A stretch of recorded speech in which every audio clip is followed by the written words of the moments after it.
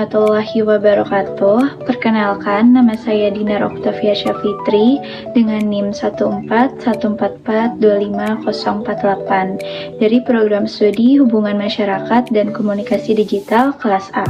Pada kesempatan kali ini, saya akan membuat video tugas UAS mata kuliah Dasar-Dasar Ilmu Sosial yang akan membahas sekaligus mengidentifikasi sebuah kasus dengan analisis ilmu pengetahuan sosial. Kasus yang saya ambil adalah klinik aborsi berkedok praktik Dr. Opcin di Jakarta Timur. Sebelum masuk ke pembahasan lebih lanjut, saya akan menjelaskan terlebih dahulu mengenai ringkasan dari kasus tersebut. Pada 11 November tahun 2025, Polda Metro Jaya berhasil membongkar sebuah klinik aborsi ilegal yang ditemukan di sebuah unit apartemen, tepatnya di daerah Cipinang Besar Utara, Jalan Basuki Rahmat, Jakarta Timur. Diduga, klinik aborsi tersebut sudah beroperasi sejak tahun 2022. Klinik aborsi ilegal ini sendiri telah diperkirakan memiliki pasien sebanyak 361 orang dari sejak awal mereka beroperasi. Dan pada penggerebekan kali ini, Polda Metro Jaya berhasil menangkap sekitar 5 orang tersangka, yang diantaranya 3 wanita dan 2 pria. Masing-masing dari mereka memiliki tugas dan perannya masing-masing dari klinik praktik aborsi ilegal ini.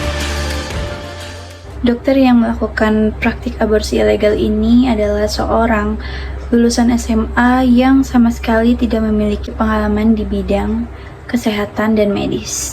Selanjutnya kita masuk ke dalam analisis kasus ini melalui pendekatan ilmu-ilmu sosial.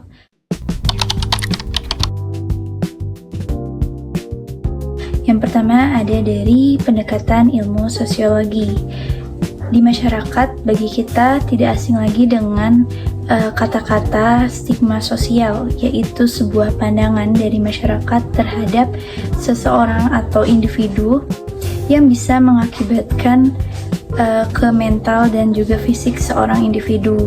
Yang pertama, dari pendekatan ilmu sosiologis ini ada penyimpangan sosial, yang dimana banyak dari pasien ini akhirnya memilih jalur ilegal ini karena takut akan sanksi sosial juga stigma dari masyarakat di luar sana tentang kehamilan di luar pernikahan atau dari kehamilan yang tidak diinginkan. Selanjutnya ada kontrol sosial, yang dimana dalam fenomena ini terlihat jelas bahwa adanya kelemahan pengawasan dalam lingkungan padat penduduk terhadap sebuah komunitas di wilayah Jakarta Timur, yang akhirnya mengakibatkan klinik aborsi ilegal ini dapat bersembunyi sejak bertahun-tahun lamanya walaupun di tengah pemukiman masyarakat.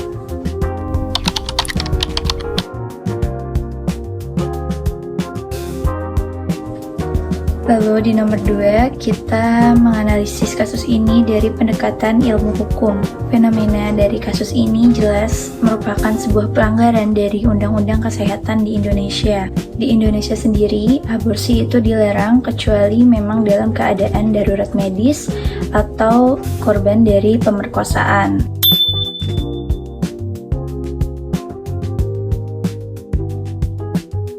Sehingga kasus ini menjadi ilegal dan melanggar hukum karena dilakukan dengan tenaga non-medis dan tanpa prosedur yang legal. Lalu dilihat dari banyaknya korban atau pasien sekitar 361 orang ini, dapat dilihat bahwa hukum sendiri cenderung bersifat reaktif atau menindaklanjuti setelah kejadian daripada preventif atau melakukan pencegahan.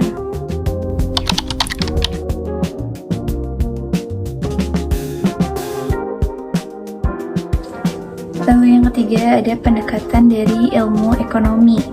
Klinik aborsi ilegal ini sendiri juga merupakan sebuah bisnis ilegal yang telah dibangun oleh seorang dokter ilegal juga, yang dimana pelaku itu memanfaatkan keputusasaan orang lain sebagai ladang untuk mencari keuntungan materi yang besar bagi mereka. Biaya aborsi ilegal ini juga cenderung biasanya itu tinggi, sehingga mereka dapat memanfaatkan keputusasaan tersebut demi keuntungan diri mereka sendiri. Lalu bagi masyarakat kelas bawah atau masyarakat kurang mampu, mereka sering terjebak praktik aborsi ilegal ini karena mereka tidak memiliki biaya yang cukup untuk pergi ke klinik yang legal atau klinik resmi dari pemerintah atau mendapatkan edukasi seksual yang benar.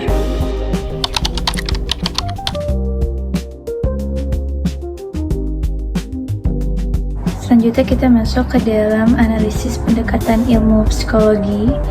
Pasien yang datang biasanya ke klinik tersebut tengah mengalami stres atau tekanan batin yang hebat sehingga membuat mereka ini kehilangan kemampuan penalaran logisnya hingga akhirnya memilih jalan pintas yang dapat membahayakan diri mereka sendiri. Lalu dari psikologi pelaku telah hilang rasa empati sehingga mereka melihat peluang ini sebagai peluang untuk memanfaatkan korbannya sehingga meraup keuntungan yang besar.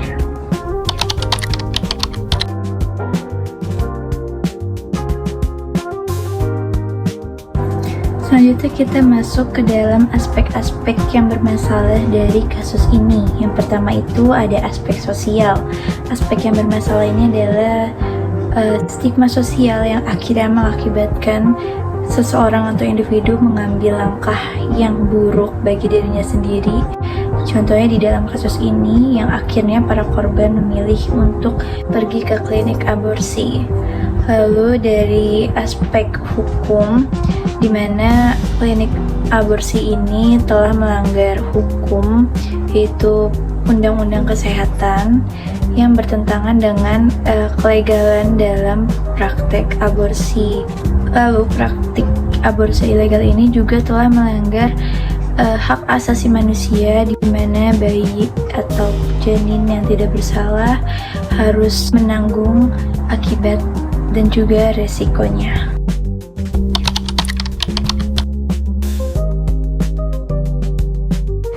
Solusi yang pertama dari kasus ini adalah penguatan pengawasan lingkungan hunian. Langkah pertama yang harus diambil adalah memperketat pengawasan pada lingkungan hunian, khususnya apartemen.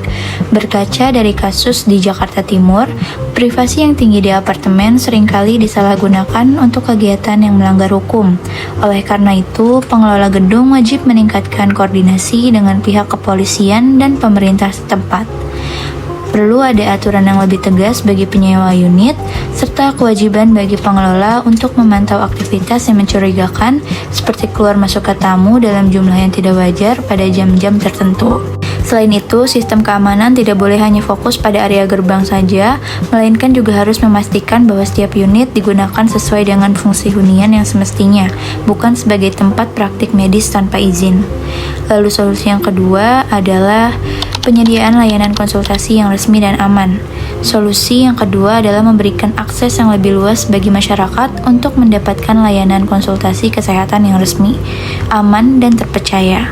Seringkali individu yang mencari jasa ilegal merasa takut atau malu untuk datang ke fasilitas kesehatan resmi karena adanya kekhawatiran akan stigma negatif dari masyarakat. Pemerintah perlu memperbanyak layanan pusat informasi atau pusat krisis yang menjamin kerahasiaan identitas masyarakat yang ingin berkonsultasi mengenai masalah kesehatan reproduksi. Jika masyarakat mengetahui bahwa ada tempat yang aman, legal, dan tanpa penghakiman untuk mencari solusi, maka mereka tidak akan lagi mengambil jalan pintas yang berbahaya di tangan orang-orang yang tidak memiliki keahlian medis. Sebagai kesimpulan, penanganan kasus klinik ilegal ini tidak bisa hanya mengandalkan penangkapan oleh pihak kepolisian saja. Diperlukan adanya kolaborasi antara pengelola hunian, pengawasan di media sosial, penyediaan layanan kesehatan yang merangkul, serta kepedulian dari kita semua sebagai anggota masyarakat. Mari kita tingkatkan kewaspadaan terhadap lingkungan di sekitar kita. Jangan biarkan ketidaktahuan membawa seseorang pada keputusan yang berujung fatal. Keamanan dan keselamatan nyawa manusia harus selalu menjadi prioritas utama kita bersama.